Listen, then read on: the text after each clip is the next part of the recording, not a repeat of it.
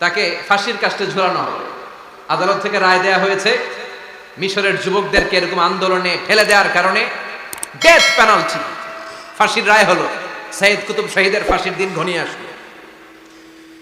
কারা কর্তৃপক্ষের নিয়ম অনুযায়ী যাদেরকে হ্যাঙ্গিং করা হয়, ফাঁসি দেয়া হয়, ফাঁসির ঘন্টাখানিক আগে ওই জেলখানার ইমাম সাহেব এসে তাদেরকে কালিমা পড়ায়। কি পড়ায়? আফদালুজ যিকরি লা ইলাহা, এই যে শ্রেষ্ঠ জিকির, এই শ্রেষ্ঠ জিকিরটা এসে পড়ায়। সাইয়েদ কুতুব শহীদের ফাঁসির কাস্টে দাঁড়ানোর 1 ঘন্টা বাকি। কয় ঘন্টা?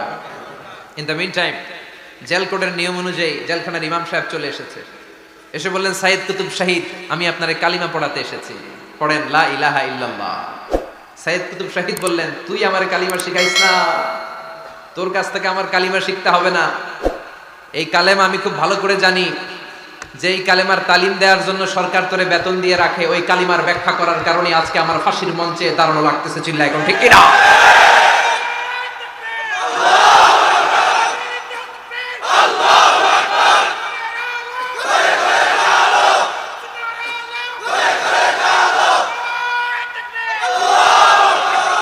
একই কালেমার তালিম তুমি দাও, তোমার টাকার বান্ডিল দেয়, আর ওই কালেমার এক্সপ্লেনেশন ব্যাখ্যা আমি সমাজে দিয়েছি তাই আমারে ফাঁসি দেয়। তার মানে তোর কালেমা আমার কালেমা দুইটা আলাদা কালেমা, তোর কালেমা আমার কালেমা এক কালেমা না। চিল্লা এখন ঠিক কিনা? তার মানে কালেমায় আর কালেমায় পার্থক্য আছে না নাই? ইমানে ইমানে পার্থক্য আছে না নাই? যে ইমানে প্রয়োজনে জ্বলে ওঠে না, যে ইমান সত্য ন্যায়ের কথা বলে না, যে ইমানে প্রয়োজনে জ্বলে ওঠে না, যে ইমান সত্য ন্যায়ের কথা বলে না, যে ইমান বাস্তবে নাই, যে ইমান অন্তরে নাই, মুখে শুধু ফাঁকা বলি, কি করে তারে বলো ইমানে বলি, কি করে তারে বলো ইমানে বলি, কি করে তারে বলো ইমানে বলি।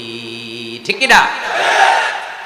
যে ইমান দিন কায়েমের আন্দোলনের ধার ধারে না, যে ইমান লেবাসধারী কোরআন হাদিস তাও পড়ে না, যে ইমান খাজার নামে মাজার গড়ে ফুলুস কামায়, যে ইমান শিরকিয়াতের আমল করে ভীত না হয়, যে ইমান ইমানে ভুলে নাস্তিকতার মঞ্চে ওঠে, যে ইমান বাতিল মতের দোসরে হয়ে ফায়দা লুটে, যে ইমান শুধুই কেবল ফায়দায় আনন্দ করে, যে ইমান দেখে না যে আরাকানে ভাইরা মরে, যে ইমান বাস্তবে নাই, যে ইমান ময়দানে নাই, মুখে শুধু ফাঁকা বলি, কি করে তারে বলো ইমানে বলি, কি করে তারে বলো ইমানে বলি, কি করে তারে বলো ইমানে বলি। চিল্লায় বলেন ঠিক কিনা?